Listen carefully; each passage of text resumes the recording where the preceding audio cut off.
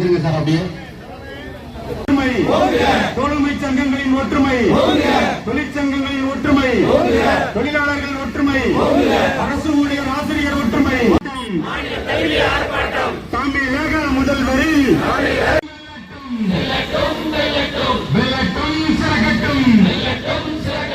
தமிழக அரசு புதிய பென்ஷன் திட்டத்தை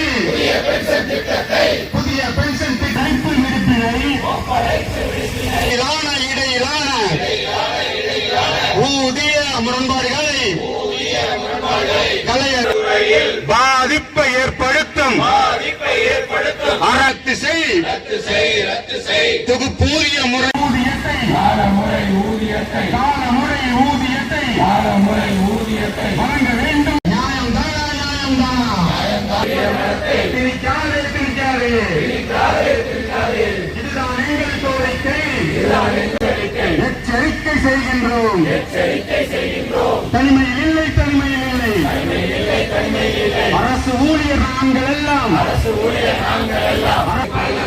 அஞ்ச மாட்டோம், கெஞ்ச மாட்டோம், அடக்குமுறைக்கு அஞ்ச மாட்டோம். ஆசிரியர் அரசு ஊழியர் கூட்டியக்கம், ஆசிரியர் அரசு பணியாளர் கூட்டியக்கம், உழைக்கும் வர்க்க ஒற்றுமை.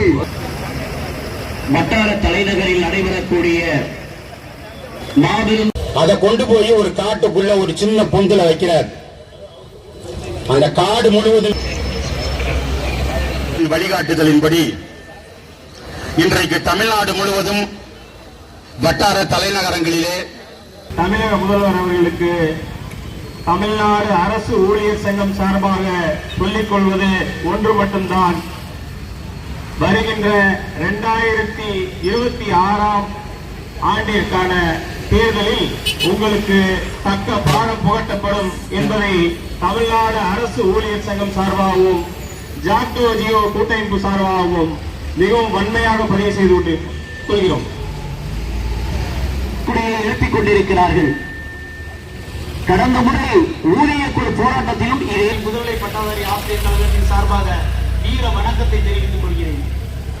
ஏகப்பட்ட போராட்டங்களில் வந்து உங்களுக்கு நான் செய்யலாம் யார் செய்ய போறா, உங்களுக்கு நான் செய்யலாம் யார் செய்ய முழுக்க காரணம் வந்து அவருக்கு சொல்லக்கூடிய வாக்குறுதி என்ன சொன்னா 2020 முன்னாடி 300 வார்த்தை, நான் கலைஞருடைய பையன், உங்களுடைய கோரிக்கைகளை நான் மறைத்துமே நான் மறக்கல.